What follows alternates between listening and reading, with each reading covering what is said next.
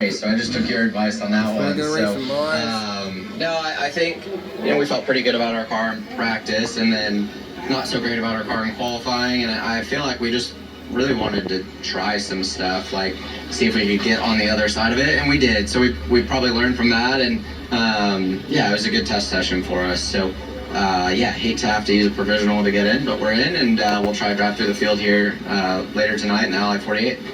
Now, I want to give you a little bit of good news. Number one, you should never listen to me because I'm standing here behind the microphone, not a steering wheel right now. But last year, Ryan Blaney also took the provisional to get in. He raced his way all the way up to second. For a rookie, what is that balance between you got to be excited, you're at this level and you're experiencing so much new, but also there's got to be some pressure too after the way we talk about it.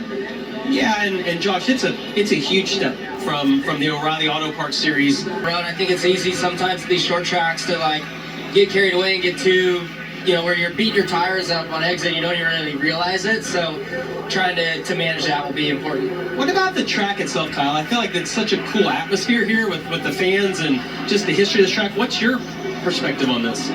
Yeah, I love it. Last year I was in that LCQ, and I was up here watching you guys, do all the hand, freaking out, and so I'm like, good, I get to sit up here and watch, and there wasn't like hardly any action, so, but no, I've been here on a Saturday night before, and this place is, I mean, if you get a weekend or a Saturday to come watch any race, come here, it's awesome, the atmosphere is great, so it's really cool to have a cup race here, and yeah, I just think it kind of touches to the past a little bit, and I enjoy everything about it. In general, for your fans, watching at home, what do you think of your car in practice? You feel like you feel good, bad, in between? It's so short, I don't really know how I feel about things. First practice, I was pretty, sad, because I was just, these places, like, it's just hard for me to get in a rhythm. I mean, you know how I am, like, at Martinsville and stuff, so. Yeah, I know how you are. It's not all that bad. Well, but it takes me like 300 laps. It does, that's fair, So we don't have that here. So, yeah, first practice I was just struggling, and then second practice I felt like we got our car a little bit better, and I was able to kind of get into a rhythm a little bit quicker, and I thought we were okay, but I don't know, we'll see once we drop the green. What about Bowman? They said they made some changes to that car to test. Do you guys get anything out of that? Do you even know like what they did? Is there any? I'm sure Cliff and Blake have talked, but I don't know. So, no, I was just honestly just being a fan watching, and I think Alex is on like scuff tires there too, so it's hard to get like a decent read. Well, this is the warm-up to the season, of course, and so much can change in the off-season or stay the same, but what excites you about 2026 as you go out and try and defend your title? Well, I think there's a lot to be excited about. I think, one, obviously the format, I think is something new and different. I've never raced anything other than the playoff system, so I'm excited to kind of see, how we can be and if we can be consistent in those final 10. And then I'm also just excited about the schedule. I think, I'm really excited about the 2-week stretch of San Diego to Sonoma. California kid myself, I've never, although I'm from California, I've never been to San Diego outside of doing the promotion stuff, and then I've never driven along the coast to, You can do the trip? Yeah, we're going to do that. So I'm really excited about that. We'll have to plan it out, go to some cool spots, and yeah, just be with family and have fun. What about, we're 2 weeks away from the Daytona 500. I think it's 2017-18, you lead on the last lap, run out of fuel. Last finishes, You think about that? I mean, I know you're going to get asked that a million times over the next 2 weeks, but Daytona 500, biggest race of the year. 17. Yeah, no, that's really the only time I've ever been close to winning there, so. But you've gotten, I feel like you downplay your ability on those type tracks.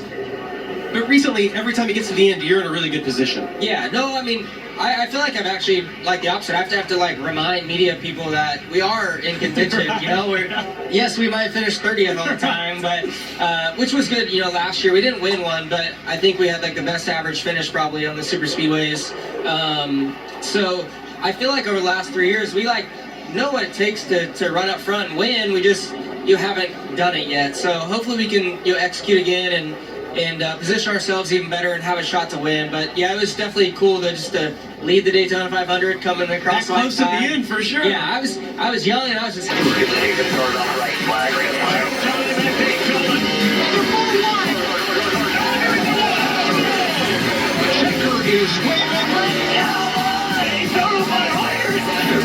15th, race begins 12:30 Eastern on Fox.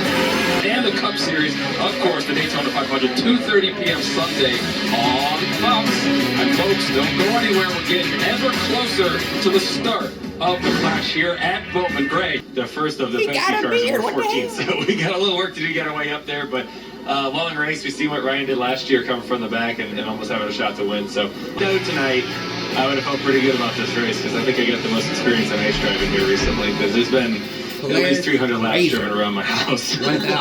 Well, we'll keep an eye to the sky, keep an eye on the radar, and if there comes snow, $30,000 rig right there. for Joey, he's got the advantage. Larry, Again, I'm with Chris Saban, who qualified fifth. Christopher, the last time we had a special event, North Wilkesboro, the All-Star race, you were celebrating on top of the hot dog stand. A little different race, but how do you feel after your car and practice and going out there qualifying top 5? Well, I didn't think that was the stat you were going to bring up. So You say that to me all the time. hey, thanks for making me feel good. But I think the Mobil 1 Camry has plenty of speed in it. It seemed like our long run wasn't quite as good as some of the top cars out there. So, I don't think it was driving